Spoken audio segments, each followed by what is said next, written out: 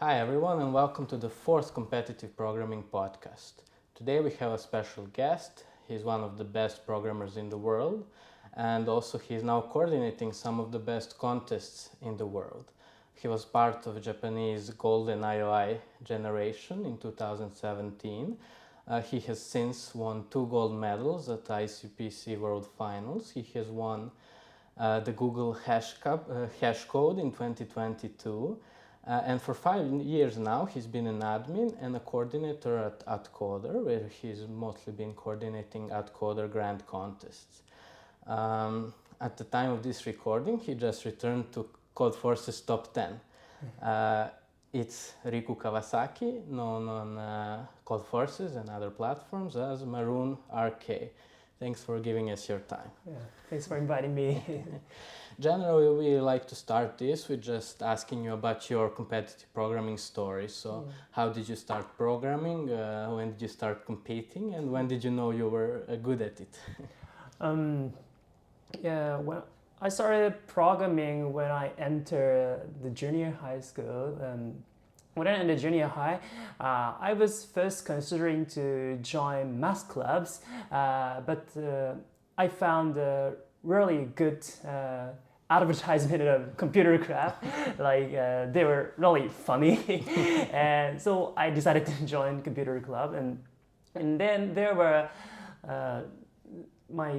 some senior students who have participated in Japanese Olympiad of Informatics, and they taught me about competitive programming, and that's why I started competitive programming. My first achievement in competitive programming was when I was grade 9. I won some game AI contests. It's different from competitive programming that you may know, but it's a kind of a contest that you write game AIs and submit it, and each submitted AIs battle each other, and they are given ratings, and I won that contest. That was my first achievement, and so at the time my main goal was not only about International Olympiad. I just want to do many kinds of programming. At the time I was also interested in developing games itself, and also I was learning some 3D computer graphics things. But then I gradually concentrated on competitive programming, because I found them the most interesting. And then then I entered high school. Then in my first attempt to the Japanese Olympiad Spring Camp, I was selected as a Japanese delegation, and then I went to Russia for IOI. That was my first attempt, and I got 44th and the silver medal, and I wasn't satisfied, so I tried really hard for 1 year, and then I joined IOI in Tehran 2017, and then I got fourth then. And when you first went to the IOI in 2016, which grade was that for you? It was when I was selected. So the Japanese term, Japanese skill term starts at April and ends in March. So the selection camp was held in 2016 March. So I was at the first grade in high school at the time, but at the time of IOI itself, I was at the second grade in high school. Okay. Yeah, cool. So it took you a few years to get there. You said you were focusing also on these other stuff like computer games. Do you have time to do that these days, or are you mostly doing the competitive programming? I mostly do competitive programming, but I do some little about game AIs. But I sometimes do write some. I'm not writing game AIs, but I write some tools. So they're different from computer programming, but I also enjoy them. Yeah, and you mentioned that jump from the 44th place to the 4th place. That's a big jump. Yeah. I think it's one of the hardest jumps actually from what I've seen with students and everybody. What changed in that 1 year that helped you make that jump? The most important thing I think is that it was the second time, because so at the first time I don't know anything about IOI. I didn't know the atmosphere, or like I couldn't sleep well, or like I was really nervous at the first time. But the second time, I know what the IOI is like, and I was mentally prepared for it. I think that's the most important part. But I also trained much, like for example, like into 2016, like I was only focusing on getting a full score in each problem. But after the IOA in Russia, I also started to learn strategy to get partial scores. Yeah, we just I talked about that with the Yoneda twins in the last one about strategy, and a lot of people try to kind of solve the whole problem, but if you're aiming for top 5, I guess maybe that's good. And as I mentioned in the intro, you were part of this 2017 IOI team, which won 3 golds and 1 silver, and those 3 golds were actually 3 of the top 5 places at the IOI, which is amazing. I think it's the best success in Japanese history at the IOI. And I wanted to ask, like, is that something like coming into the contest and when you were training with your teammates, is this something that you expected, that this year is going to be much better? Or? To be honest, I didn't expect such great results. I know Yuta, the Japanese that generation's the best programmer, which won the contest, but I didn't expect I'd get to force, or other friend like Kawahara will get fifth. Like we know that we would definitely get gold, but we didn't expect fourth or fifth. I think that the big reason is that the Chinese team that year didn't do very well compared to the last year. Like for example, like at that year there's a very talented Chinese programmer who was said to be competitive with Utah, and we were talking like which one of them will get the championship, but that Chinese competitor didn't do well, and other Chinese competitor also didn't do well. I think that's part of the reason why we get to the fourth and fifth. Like, I mean, that's part of the contest. That contest, you were better. And nowadays you are an AtCoder admin and coordinator, right? Yes. You're mostly focused on the AtCoder Grand Contest. Yeah. Okay, and I think these contests can be considered one of the best regular online contest. I think most people would say that. Some would probably say it's just the best contest available. And you're the person that decides what is good enough for this contest. What is your definition of a beautiful problem? It's kind of like, so when the problem is submitted to AtCoder, I first try to solve it myself. I mean, I don't read editorials from the writers, and so then I evaluate how new the problem is, and so I mean, so that's it. That's the only measure, I think. So if the problem is new to me, I will just use it to AGC. So, but so if the problem is new to me, it automatically means it's not typical, it's not standard, and it's hard. So that's why AGC is so hard. But my policy is that to pick novel problems, and I think that's why people like AtCoder Grand Contest. And where do you find all these beautiful problems? It's very hard, I think. I just ask Japanese writers to come up with new techniques, new problems, and I also reject many of it. Like, this is similar to some known problems from here or here. Do those sometimes become like regular contests or beginner contests, or do you just reject them? Yeah, they just go to regular contests or beginner contests.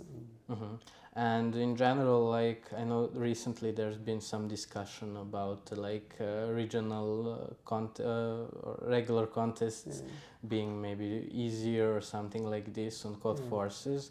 And in general, what is your opinion having more regular contests, such as having them more often, or just making sure that the quality is there? Yeah, my goal is to keep the quality, but the recent ARCs, Fs are often too hard for ARCs, and some legend computer programmers say this is too good for ARC. So we decided to use such problems in grand contest. So if we use that problem, AtCoder grand contest will be more frequent, and AtCoder regular contest will be more become easier. And that's the change. And recently you held a talk at the World Finals about AtCoder, and there was one interesting slide that showed that even tourists cannot always solve everything on beginner contest. Can you share maybe what is, because maybe this beginner name sounds like it's going to be easier, but from what I understand, the philosophy is a bit different. Can you maybe explain like what is the difference? Yeah, like AtCoder beginner contest was, when that contest was born, it was completely for only beginners. Like, for example, the first ABC has only 4 problems. I'm pretty sure that ChatGPT can solve every problem. But gradually, AtCoder beginner contest has increased its problem slots. It's because the goal of the beginner contest is to give some basic knowledge for beginners to solve advanced problems. So when the times goes by, the basic knowledge like increases. So the amount of techniques we need to teach increases. Then, so for example, like we have to teach max floors and min floors or some segment trees to beginners to solve like each problem. So we added. So we can't just make it like make max four problems to ABCC because that's too hard. So we just add them to the end. And to the end of it. And that's why the ABC has like currently 7 problems, and it becomes harder. But the policy is that it's just educational, but it doesn't require much super ad hoc thinking. So it should be more considered like an educational round at Code Forces than a Div 3 round, let's say. Yes, educational contest. Okay, and in that regard, I think AtCoder is quite different from Code Forces, where it's more like ranked based on difficulty. And there are even more differences between the two. For instance, the AtCoder library, I think, is something that is very unique to AtCoder, and recently the two have different rules for AI. I think AtCoder is really good at listening to the people. I always see you in the comments discussing, and I think that's very nice. Were you one of the people that helped decide on these AI issues? What is your opinion? Yes, of course. Like the AI issue was discussed in AtCoder team, and some people said that we should ban all AI things. That's because in ABC it's like you can't solve every problem, but you can solve first 4 or 5. I don't know the most recent model, but they were like problematic, mostly for beginners, and they were really concerned, and they tried to ban AIs on all contests. But I objected it because like in ABC it's a big problem, but in AGC they don't they don't make any much difference. I mean, yeah, and actually I was considering introducing AI in my environment to like, for example, writing brute force or something like debugging. So I think in AGC we only focus on like thinking part. Like, yeah, of course, writing code is a kind of a skill, but I really want to focus on thinking skill, because writing skill is often like only time consuming. I mean, for example, if you have a decent skill, everyone you can write every brute force code for every program. So it doesn't require thinking, it's just time consuming. So I didn't think it's right to force participants to write them. So if you can just let AI to write these code, I thought that's good. So that's why I wanted to keep AIs in AGCs. So we discussed about it. Then like, okay, let's allow AIs in AGCs, ARCs, and then ban them on ABC. That's why we chose that path. And does that put maybe additional pressure on you to make sure that maybe AI cannot actually solve these problems? Yes, but so as I said, the AGC problem needs to be new. So, so in my understanding, current models can't solve real new problems. So for AGCs, they don't really matter. And for ARCs, I think they could be some concerning, because recent model can. So ARC's first problem is like kind of a bigger of this problem.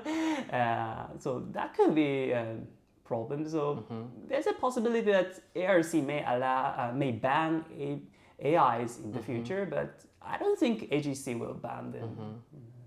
Do you think in general for other contests as well, it should be more like the responsibility of the problem setter to make sure their problem cannot be solved with AI, or it should be more done on like a platform level to ban it or make it harder in some way? Yeah, I think it's a platform-sized job. I mean, for example, in Coder process, the coordinator should check if the problems are solved with AI. And in AtCoder, I check. Yeah, of course, I ask writers to not to send problems which are GPT solvable, but I also check them. Yeah, so the difficult part about this process is that if I put the writer's original problem statements into the GPT, they don't solve. But if I put the abbreviated version or like final version of the statement, they sometimes gives me the answer. And that's really problematic, because I first check it's not GPT solvable, then after a week it's GPT solvable. So. And what do you think it will look like maybe in 5 years? How will competitive programming adapt? Well, I don't know really much, but I hope AGC will remain the same.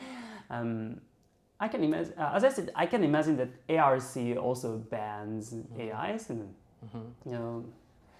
but yeah, I hope AGC will remain like.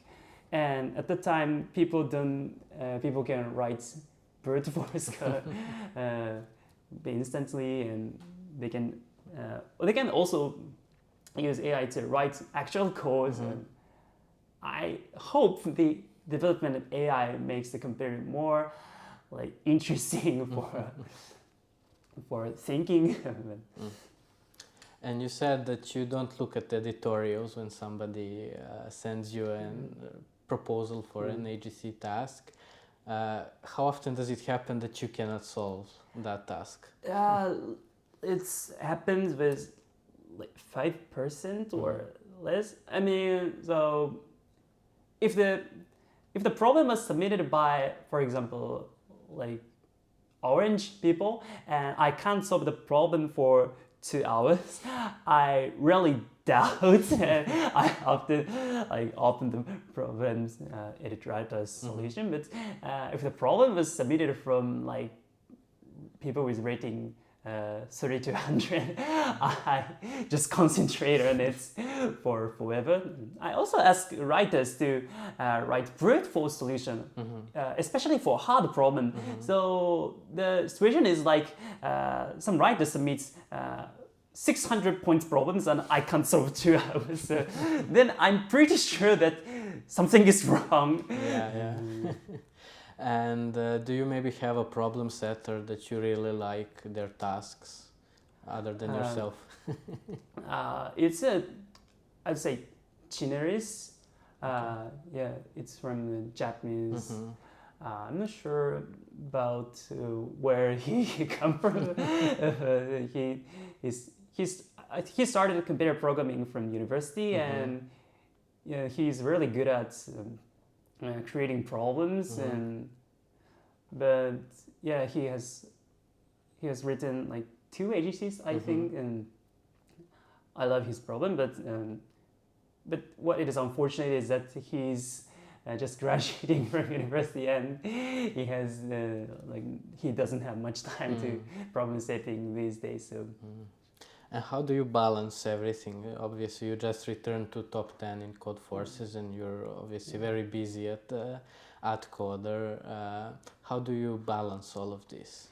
Well, I think the Code Forces rating thing is just I was just too bad these days. I mean, I think my average performance will be definitely in top 10, but the recent performance was just on the bad side. I didn't change much practicing or something these days, as I just returned to my average. And so in terms of balancing AtCoder things and my own practicing, AtCoder thing is many people say AtCoder job would be very busy, but it's not true, because of course I have to do some work, but the most of the time I spend is considering some problems. So it's kind of a practicing. So that's not a problem. It's just kind of stressful to, for example, choose dates of the contest. For example, very recently, Yandex Cup changed their semifinals date from November 2nd to the 3rd, and I was planning AGC to be in November the 3rd, so I had to change the schedule. But the AtCoder's schedule was very busy. For all Saturdays we have ARCs or heuristic contest, and I also asked writers to, are you free on those days? And that kind of shows a bit stressing, but it's just different from busy.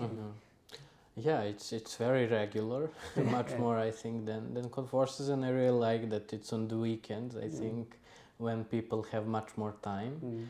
And also there's other things like the Tsoci, like Croatian Olympiad, and a bunch of stuff that needs to be coordinated, I guess, and I guess it can be tough. For your problem setting, do you get much time for that? I know that maybe when I was competing, you set some of the hardest IOI tasks. We haven't seen you in the past few years there. Have you been mostly focusing on the grand contests, or? Yeah, I'm focusing on grand contests. So about IOI problem setting, I haven't submitted IOI problems recently because, AGC problems and IOI problems are a different kind. I spent my problem creation time to grand contest problems, and so I don't have much problems to submit for IOIs. The important part of the IOI problem is that it should have some partial scores, good partial scores. So the interesting story is that I submitted problem Skywalk in IY 2019. I prepared several subtasks, but it turned out that subtask 3 and subtask 4 are indeed the same. It turned out like at the first glance they are different subtasks, but if you write intended solution for subtask 3, it automatically passes subtask 4. And if I remember correctly, there was only one person that solved subtask 3 but couldn't subtask 4. And the reason is that that participant inserted some assertion on that code. So, yeah. I actually had a very similar thing on one of our national Olympiads where you have like, we had some kind of weak tests and I would put like, if this, then do this, if this, then do this. And if I just let the last one go for all of the remaining ones, I would get like 30 points more, but I just did it subtask by subtask. I was like, this is not going to pass. But yeah, I remember that task well. I was at that II and it was very hard, but very nice. I think. So I'm not good at creating partial scores, so that's why I don't submit problems IY recently. And you mentioned your kind of problem creating time. Do you generally like dedicate specific time to kind of, at this point I'll try to think of tasks, or is that something that comes naturally to you? So my problem creation process is like this. So when I just solve some problems, I found something new, and sometimes the new thing I found is not related to the problems I'm solving. So then I try to use that new technique to some problems, or just so when I'm solving just problem, I just read the problem wrong, and if I solve the problem, then I just use it to as my own problem, or like that. For example, when I'm preparing for, so for example, when I was preparing for the last AtCoder World Tour finals, like during the preparation, one of my problems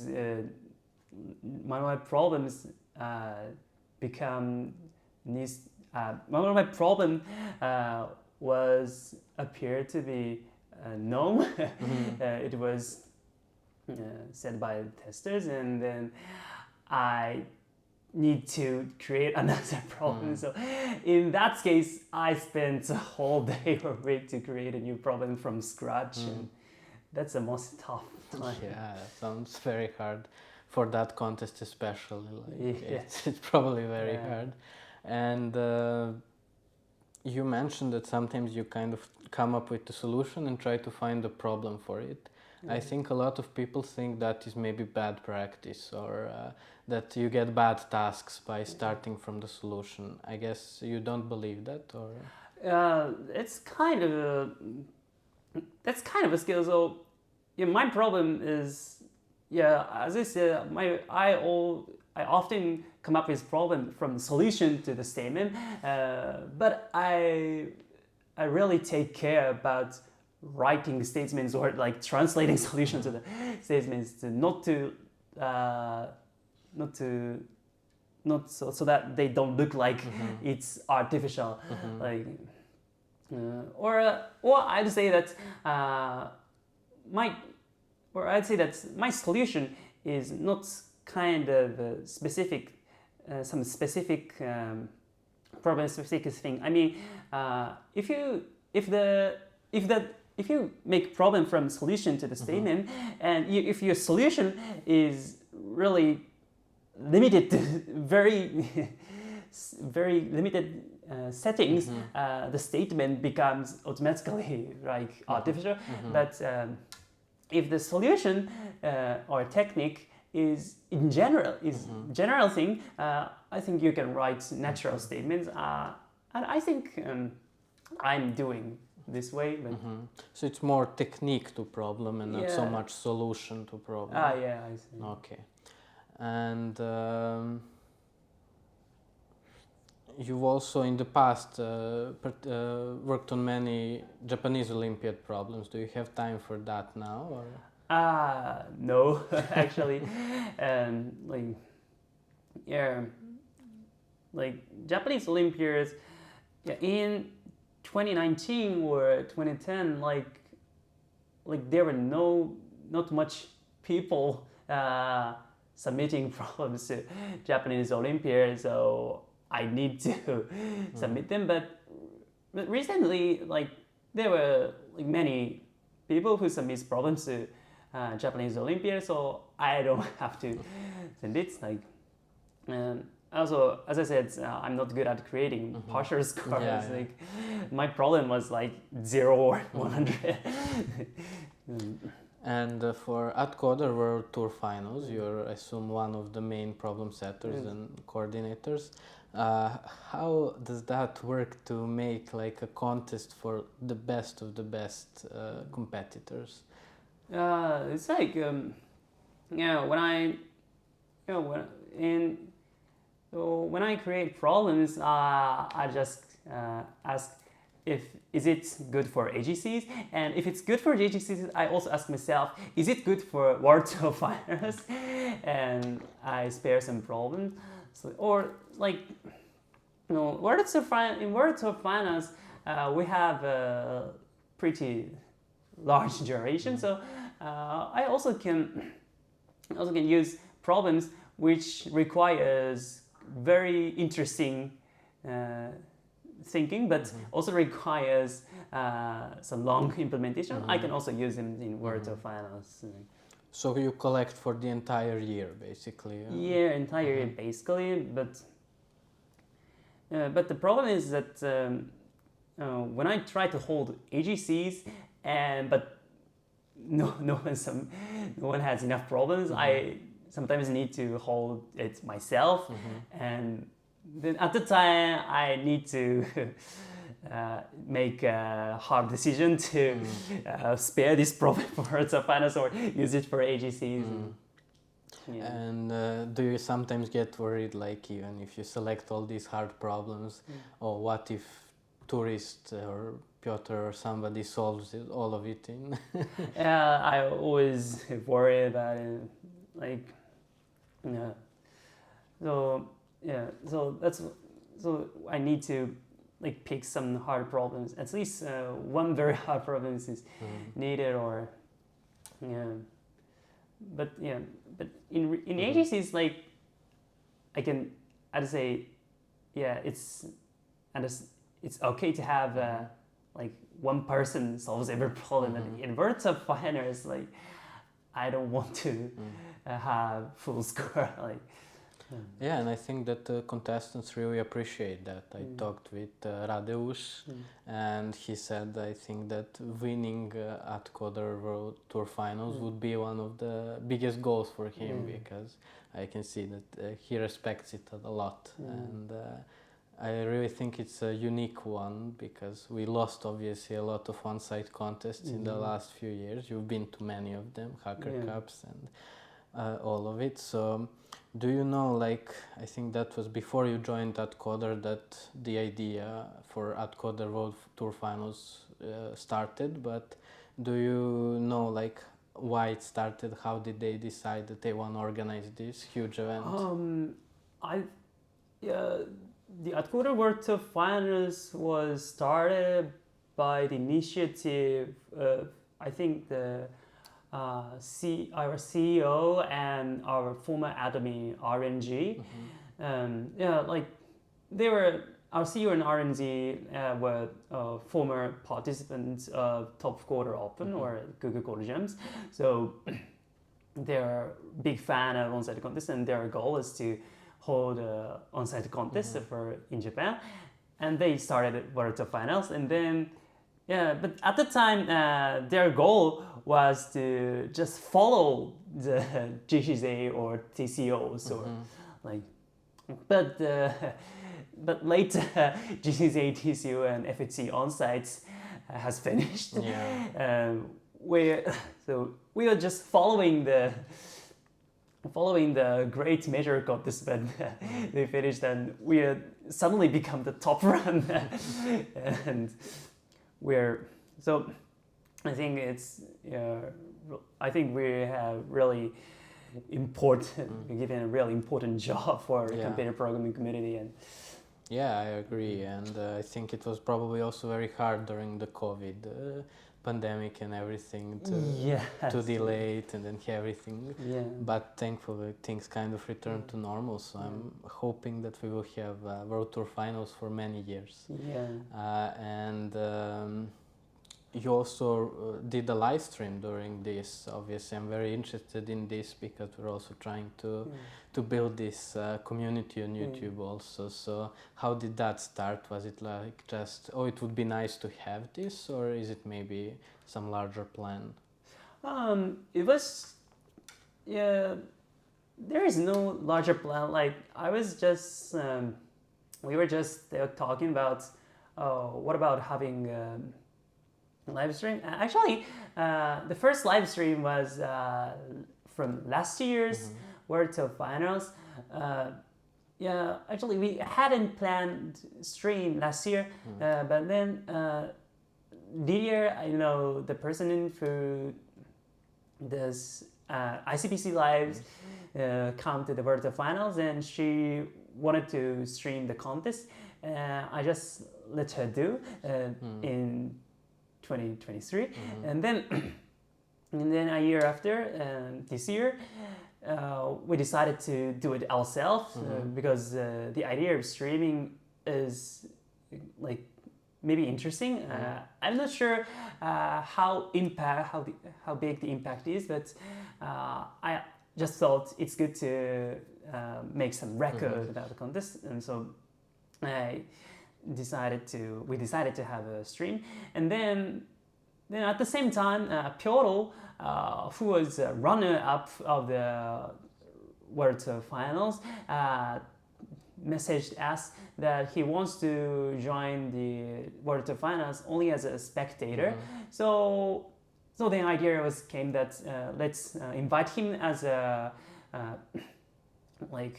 spectator for a stream, and then have a conversation with him during the contest. So that's why we started the stream. And this year's stream has a very unique point of confessional booth. I mean, during the contest, the contestants come to a small room and say something about their current prowess. And I think that idea came when I was participating in Universal Cup semifinals in Mexico. There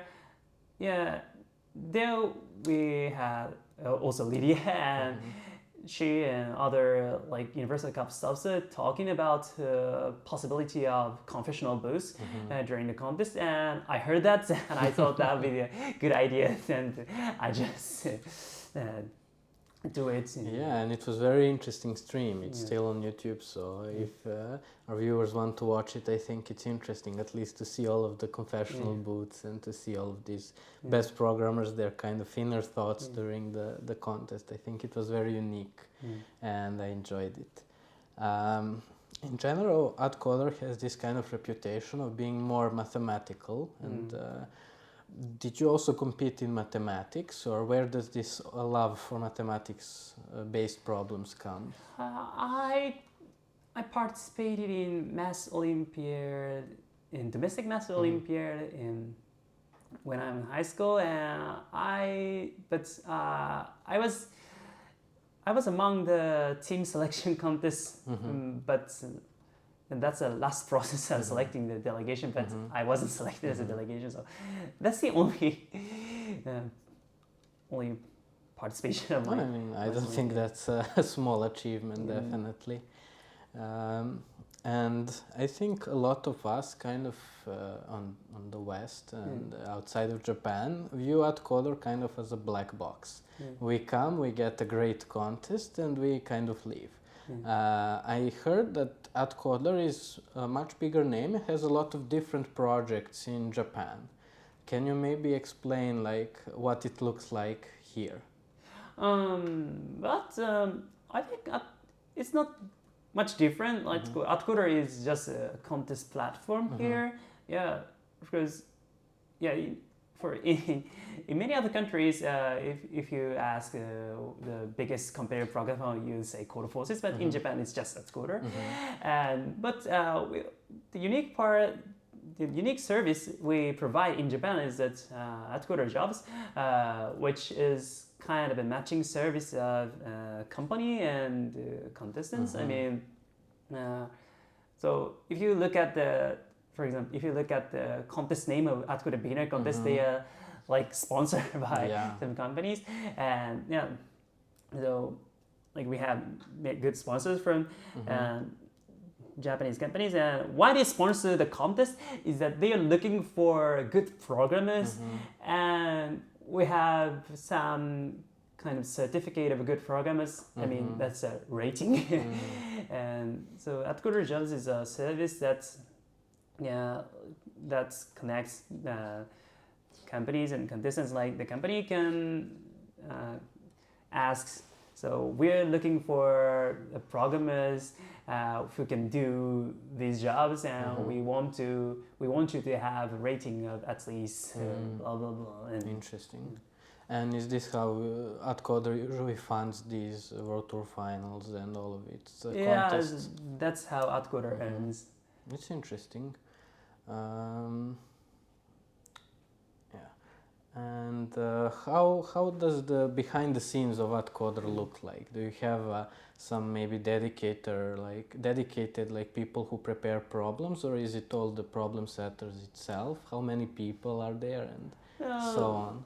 Like the problem setters are just like students, or sometimes they're working, and but yeah, they are not like dedicated problem setter or something.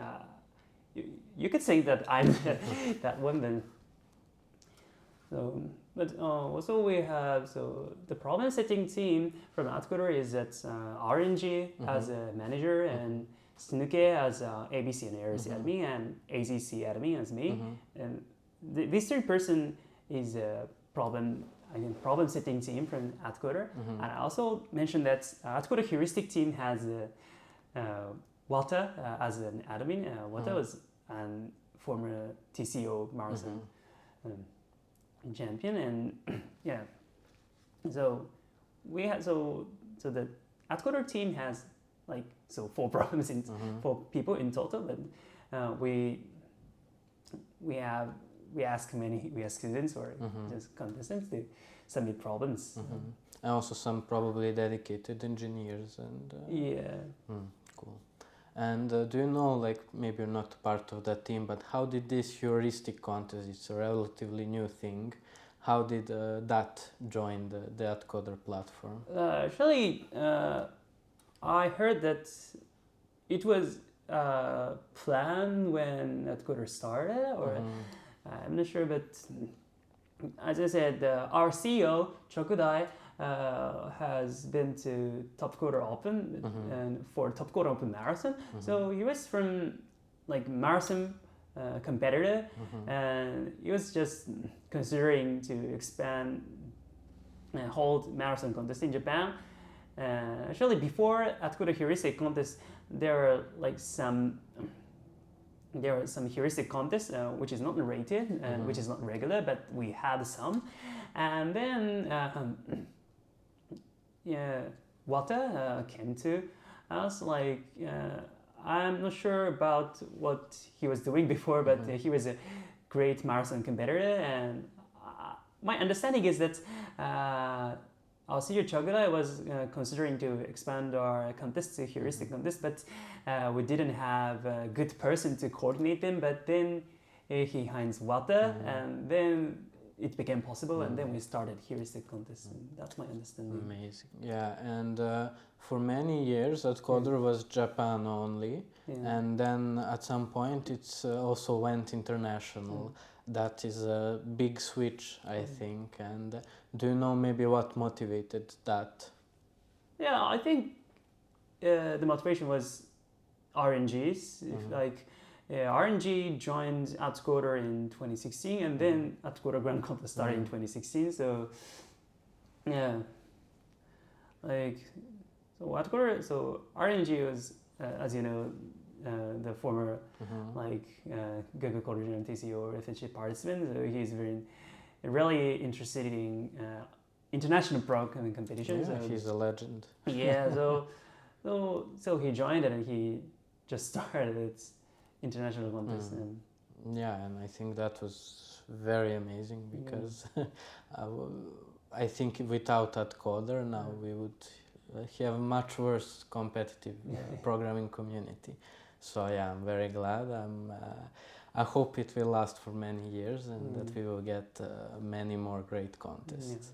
And I always say that even like the first problem on grand contest is can be like the best problem of the year for me at least. So yeah, do you maybe have some final words maybe for people who want to propose a contest on AtCoder, or in general people who love AtCoder, maybe share a couple of words? So thanks for participating at AtCoder contest. We really want novel problems. So if you are really confident that your problem is novel and interesting, please submit it to me. Thank you. And thank you a lot for your time. I think this was a very interesting discussion to see kind of both more about you and about AtCoder. So thanks a lot for your time. Yeah, thanks for inviting me. It was a really fun time to I'm glad. And if you enjoyed this discussion, please make sure to subscribe so we can provide more of these discussions with cool people in the competitive programming community. See you in the next one.